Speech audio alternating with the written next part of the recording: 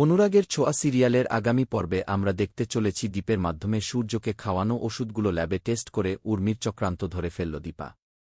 মার্কেটে গিয়ে সূর্যকে দেখে দীপা বুঝতে পারে উর্মি যে ওষুধগুলো খাওয়াচ্ছে ওইগুলো খেয়ে সূর্যের অবস্থা দিন দিন অবনতি হচ্ছে, সব কিছু ভুলে যাচ্ছে। তাই এই সমস্যাটা সমাধানের জন্য রূপার কাছে গিয়ে সব কিছু খুলে বলে দীপা। অপরদিকে দেখে যায় এই বিষয়গুলো নিয়ে অবিনাশের সঙ্গে কথা বলে দীপা। সবকিছু শুনে অবিনাশ বলে দিল্লিতে আমার একটা ফ্রেন্ডের ল্যাব আছে যেখানে ডক্টর সূর্যকে খাওয়ানো ওষুধগুলো টেস্ট করানো সম্ভব। তাই যেভাবেই হোক ওই ওষুধের স্যাম্পলটা ম্যানেজ করতে হবে।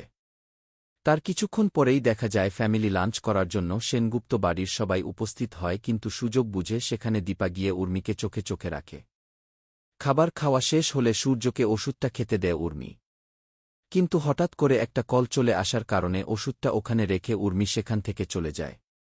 এই সুযোগটাই কাজে লাগিয়ে দীপা কিছুটা ওষুধ স্যাম্পল হিসেবে নিয়ে নেয়।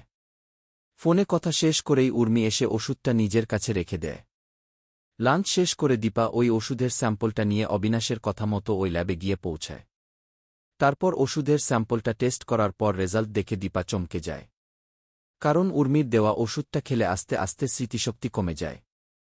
ওষুধের বিস্তারিত দেখে দীপা অবিনাশকে বলে, আমি ঠিকই বলেছিলাম, উর্মি ইচ্ছাকৃতভাবেই ডাক্তারবাবুকে দিনে দিনে শেষ করে দিচ্ছে।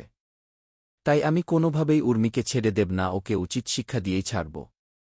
এভাবেই যেন উর্মির হাত থেকে সূর্যকে বাঁচাতে পারে দীপা। তোমরাও কি এটাই চাও? অবশ্যই কমেন্টে জানাও। আর অনুরাগের ছোঁয়া সিরিয়ালের সকল আপডেট পেতে চ্যানেলটি সাবস্ক্রাইব করে রাখুন।